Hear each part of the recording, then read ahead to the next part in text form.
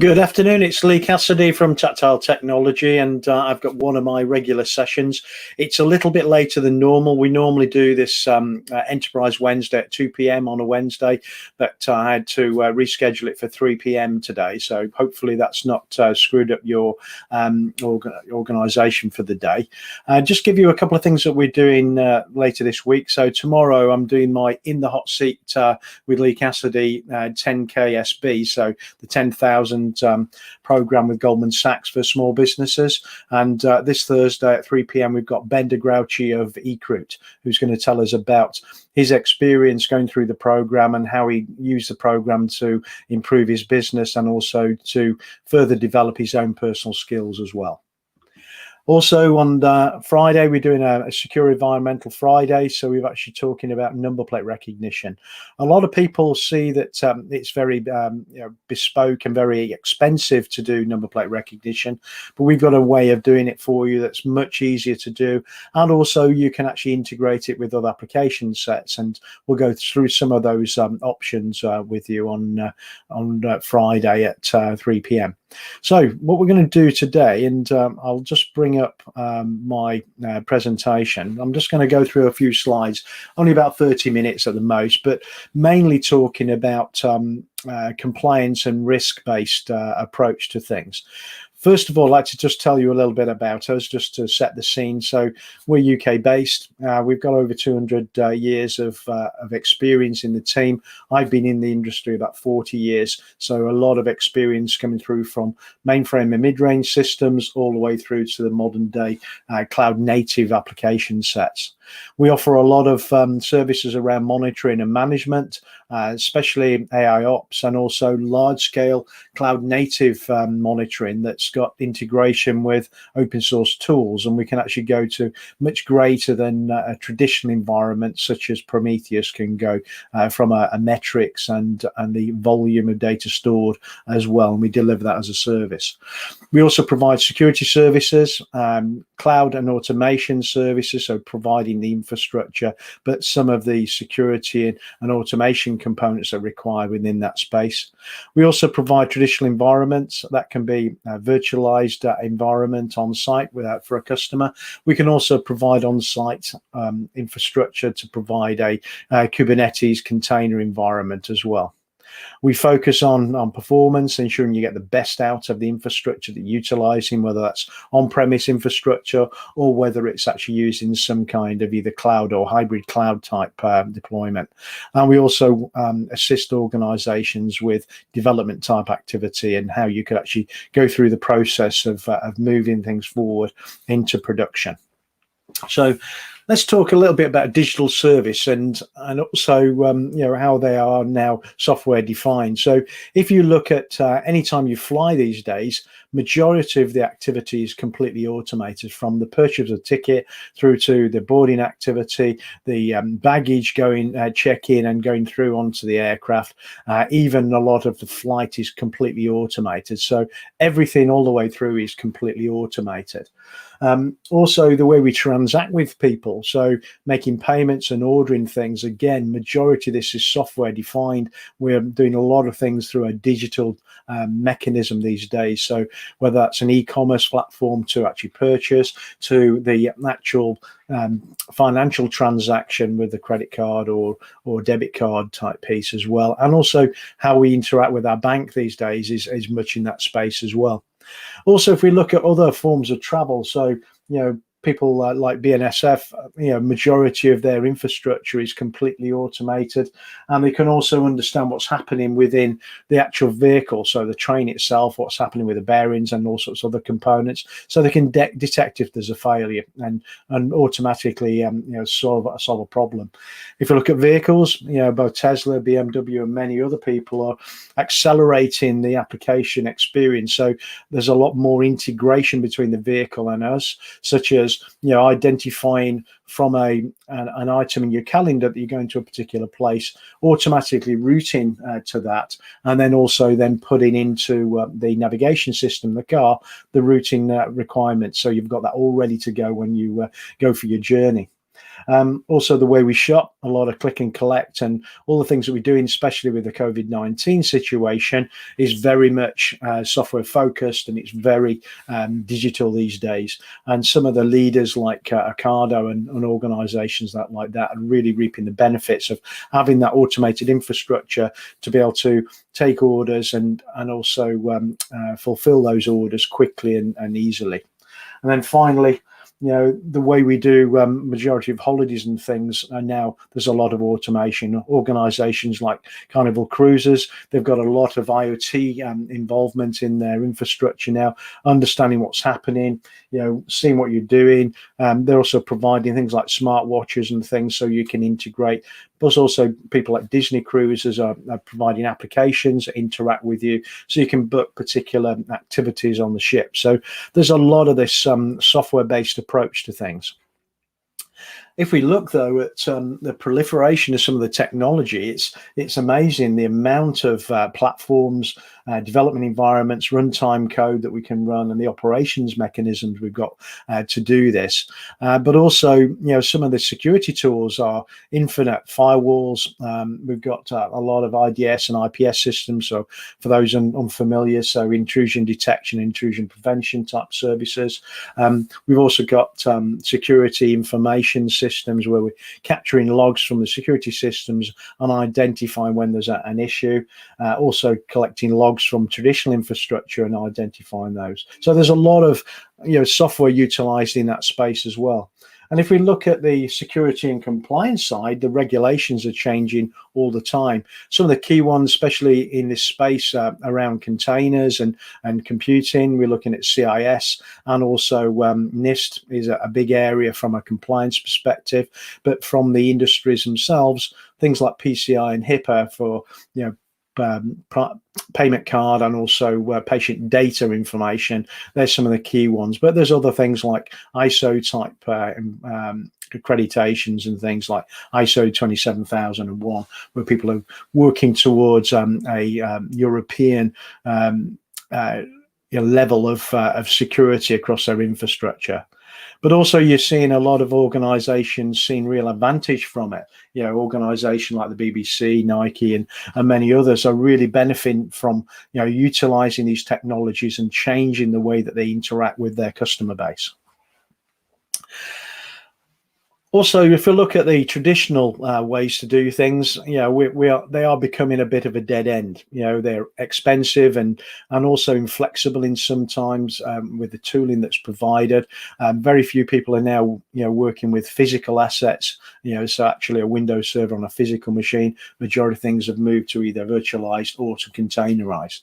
There can be in that space also very much a vendor or a service lock-in, which doesn't help anyone because it means that they can hike the prices. You can't get out of the deal because you're tied to that particular technology in the way you've implemented as well.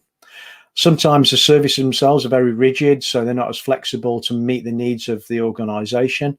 And also some of them are just security only, so you end up with multiple services and security is in isolation from everything else, whereas security needs to be tightly incorporated into everything that you do within your organization.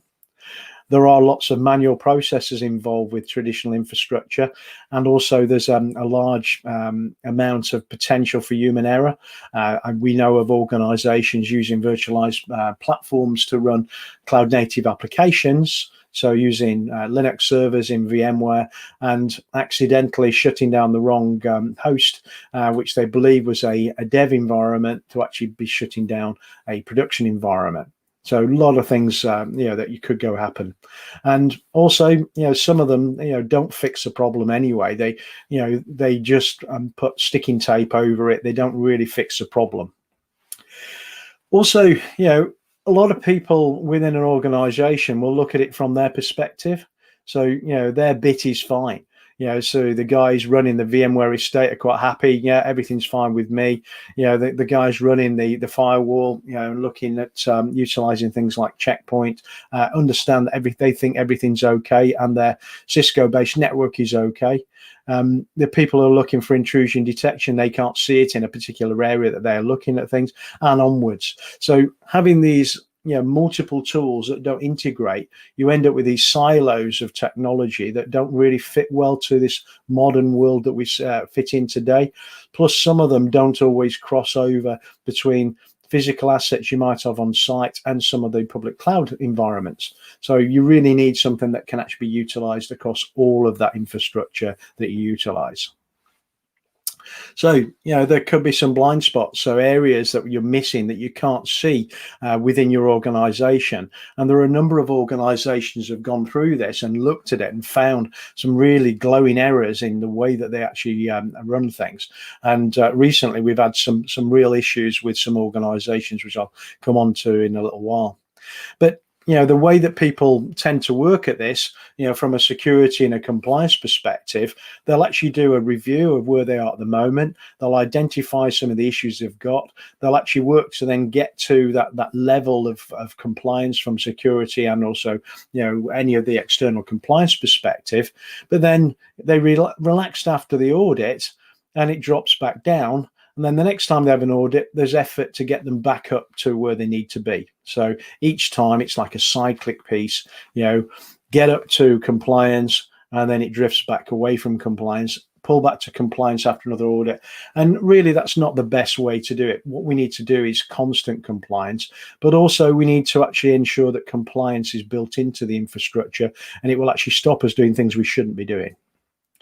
The cost of failure can be massive. You look at people like Equifax and their breach. It was a very large breach of data back in 2017. And that was a Struts vulnerability. That Struts vulnerability is still out there in the wild in a lot of places, and people are still utilizing it. But one that comes to mind in the latest few months is the situation at SolarWinds, where some hackers got into SolarWinds code and they could actually put in some of their own code into an update that was pushed out to a lot of organizations, including some US top agencies such as Homeland Security, I think it was State Department, a few others. But they reckon that's extremely wider and much wider than they think. So sometimes you think you're secure, but you may not be as secure as you think you are. So the only way that you can actually be successful in this and actually achieve compliance and security is through innovation, not just operating security tools. The tools themselves are a means to an end. That innovation in the way you approach it is much more important, how you actually deal with that. So the most common approach is to build, a security desk. So you've got your SOC, your security operations center, and you actually bring all your security pieces into there. You may then add in an SIEM platform. So you're starting to pull in logs and alerts from all your security infrastructure into that same piece. You're then adding in something like IDS, so intrusion detection service, and then other security tooling could be added on the top. But it means that each one of these is independent and they're all related to one another, and it can actually make things quite difficult going forward. Many people are using things like Splunk for SIEM, Logarithm, Checkpoint for things, and many other technologies. Some of these organizations are looking for long commitments. They've got very high prices. They're quite inflexible. You've got to go the way that they work. And also, the contract, what do you do at the end of that contract? How do you work? Because you may be locked into that particular technology. And also commonly, it's security only. It's focused purely at the security organization. There's nothing looking at anything outside of security. So, look at it from our perspective. What we're looking to do is use our experience in that multi-cloud environment, also going from a DevOps mentality. So a lot of organizations think about security in their development stages, but they only introduce it when it goes into production. Really, you should be looking at the security in your development cycle and through that CI/CD pipeline as you deploy into your production environment. Because if you do it early on in there, you can see a lot of things around compliance. So, particular images, particular services that are available, the level of access for the particular containers or virtual machines, depending on what you run at the time. Also, we believe that using open source as much as possible and then using enterprise as needed keeps the cost down for the organization. You're going to get the benefits of the technology and the focus, but you're not going to have the high costs that you get with some. But also, we're looking to focus on delivering a flexible and modular service so we can actually build out and deliver something that works for the organization. And finally, the key thing we're looking at is client excellence. We want to do as the best we can for our customers, utilizing technology across any of the environments that people might be using. Commonly AWS, Azure, Google Cloud Platform. You might be using virtualized platforms such as VMware. You may even be running something like OpenStack or something like Red Hat OpenShift as well. It doesn't matter what environment, we can actually utilize our skills and the particular tooling that we put together to support any of those environments. So what we're looking to do now is a different approach. So we're looking at compliance being enforced rather than compliance being a manual process through an audit cycle, so that we audit, find the things that are wrong, fix them, and then it sits there until the next audit cycle comes along and we've dipped away from it. So we enforce compliance. That could be any of the internal security requirements that are needed, but also using any of the particular frameworks such as PCI, HIPAA, CIS, NIST, to make sure that everything is compliant and cannot move away from compliance. We're also trying to reduce the amount of security incidents. So if we can do that, there's less chance that you're going to get a breach. We're also looking at automation because we believe automation helps in two real ways. One is it's a quick response to an issue, whether that's a security or an operational issue.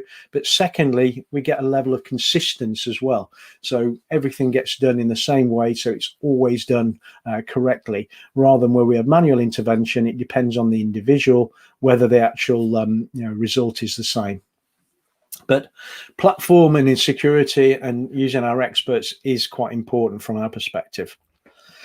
So we're trying to achieve security compliance, mitigate risk, and agility, because agility is quite key to most people that are using these type of systems. You want to be able to deploy quickly your application sets. You're using agile development technologies, so you need to have this ability for the DevOps team to work at the speed they need to provide the services and business processes that the organization requires. So what we need then is the security teams to be able to work at that same level of speed and have that agility to be able to keep all of the infrastructure secure and compliant as it moves through that service. Quality of service is quite key wherever it sits, the application set. So if you're sitting in a public cloud environment or on premise, quality of service is important, so we can ensure that you're getting the best performance for your application sets as possible. But any sets that don't need the level of performance, they're the ones that give up performance to the production systems. We're also looking at validating architectural sites, because some people have their own environmental architects, so looking at it from a network and a cloud infrastructure perspective, but not everyone has that. So what we can do is bolster or provide that service, so help you understand to validate your environment to ensure you're doing it best practice. Also, we're looking to reduce service costs, so drive down those costs so that you can operate more efficiently and more effectively and reduce costs, where that cost then goes towards development type activities and people where you need them. We're also trying to ensure that we eliminate that vendor lock-in, because I think it's quite important for a lot of organizations not to be tied to a particular service. So having the ability to utilize open source or some enterprise products if required, depending on the user, makes life a little easier, because you can actually take these from anywhere rather than being tied to a particular vendor. But the thing is to focus on the core business, look at what the business is looking to achieve, and let's ensure that we can actually get that best of the world out of it. So let's get the business processes and things performing and delivered as quickly as possible. but also embracing, like I said before, it's important that we start looking at security at that DevOps piece, which, common terminology is DevSecOps. So, ensuring part of our development process, we're including that security into that process as well, to make sure we understand exactly what's happening. We've got operational management and compliance as we deploy from development into production. I'm running out of time, so I've got about 10 minutes left. I don't want to, knock this to death, but let's think about some of those services. So one of the key things is we're looking to be able to detect, prevent, and we're looking to detect, respond, and prevent, but also potentially predict a failure before it happens. So we're looking at behavioral patterns from a security and also from an operational perspective to ensure that we get delivering very high service capability. We'll also look to ensure that we've got very high availability capabilities, ensuring there's no single point of failure across the infrastructure, whether it's on-premise or within a cloud infrastructure. Especially if we're using cloud native, things like Kubernetes, we can quite easily, through pod replicas and also the configuration with Kubernetes, ensure that we're getting very high performance, but also very high availability for the infrastructure. Also, the team specializes in a lot of these areas and delivering capability in that. So, security is one area, network is another. We also, on premise, we understand how to deploy both virtualized and also container-based workloads on premise. That can be with an orchestrator or just using containers. We've got a number of organizations still that just use containers, and they're actually using Ansible and things like Terraform to actually automate the process, rather than using a traditional orchestrator such as Kubernetes, Rancher, or OpenShift to actually drive that piece. But again, we can also support all of those as well in that. But also, we've got a team that actually understands the three big public cloud environments: Google Cloud Platform, Amazon Web Services, and Microsoft Azure. So we can ensure that you can deploy into your choice or across multiple public cloud environments to make sure you're delivering a really good platform, but also you're taking advantage of either pricing or the services that are being delivered by each of those platforms. But the key thing is moving away from standard server towards microservices in there as well for the applications, because one of the key things moving away from traditional applications into microservices allows us to move towards a more agile development process. So we can focus on that login and authentication component. We can look at, if it was, say, a finance application, look at finding the current balances within the accounts, offering transfers and payment process. So we can actually focus on each area. So we can work on a 2 to 4 week cycle of development and put these out into production quickly once they're tested, because we're just actually working and deploying within each microservice. So it makes life a lot easier. A lot of deployment options, so we can provide secure shared platform if you don't need your own platform. We can also provide dedicated cloud, so you're our tenant, and also we can have dedicated cloud where you're the tenant, so you actually manage it, and you may have multiple customers underneath that you deliver service for, especially if you're a managed service provider. And also we can deploy on premise, so you've got that infrastructure locally for you. Other management options, one is we provide support as standard, so we actually support the whole of the environment wherever it is. We provide incident response.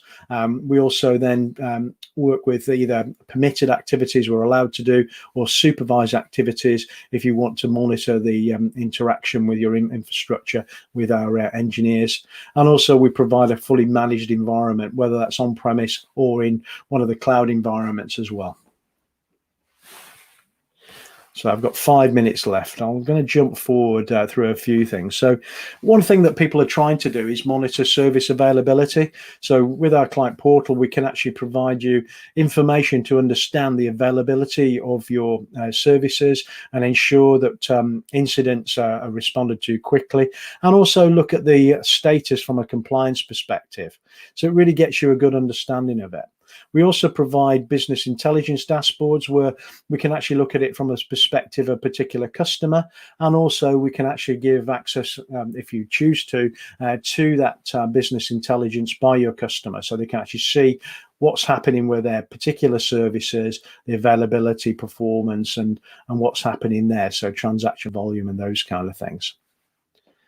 We can also provide platform as either a demonstration platform for customers as well as a production environment, so you can actually see what's happening in that demonstration environment where people are testing out your software or service that's been delivered prior to actually becoming an engaged customer and moving forward. From a compliance perspective, like I say, I'm running out of time. I want to try and get finished by past. So, we can work with this compliance challenge, ensuring that it's based on needs of the business rather than audit times. So making sure it's always compliant rather than just going up, doing the audit, identifying where the problems are, bringing it into compliance, and then each time we get to an audit phase, dropping down from there. Let's do it, in real time, ensure and make sure it's built into the infrastructure so you don't get that issue. Also, we can also look at time and auditing and resolving issues and the risk. And I think risk is also one of the key things. Understanding the 5 key things that you need to do with today around the issues with your infrastructure, whether that's image related, whether that's related to configuration or network configuration. So you can actually deal with the most important things in your production environment rather than trying to deal everything at the same time. Focus on things that need to be done and deal with those at that point in time. Hopefully that's been of interest. I'm going to stop at that point because we're just coming up to past. But what I'm trying to do is help organizations to be more software and digital minded when they're working with their customers, help them to be capable of deploying these systems. And some of the figures I put out in some LinkedIn posts a couple of days ago are quite interesting, that there's a very high adoption rate of cloud native, especially containerized workloads. So we're looking at around about 84% of organizations are doing something with cloud native, whether that's within a public cloud or whether that's within infrastructure on their own environments on their own premise, running Kubernetes. But if you look at people who are utilizing more than 5 nodes in a Kubernetes environment, it's quite low, and the adoption is growing very, very slowly. And we see the problem there is that a lot of organizations, one, don't have the skills, but also the know-how, and they struggle when they try to go down that route. What we can do is help you be more effective and efficient in deploying your cloud native applications so you can grow it and scale to whatever you require for the business without having to worry about monitoring, management and security for it. So thank you very much for your time today. I can say tomorrow we've got our session where we do an interview with someone who's been through the Goldman Sachs program. So please join me tomorrow at 3 o'clock to see Ben DeGrouchy, who's company eCruits, helping a lot of organizations identify the right people for their business and be more effective in recruitment. So please join me tomorrow, and also see now the program, the Goldman Sachs 10,000 program for small business, is improving businesses and also the people who work in those businesses. Thank you very much.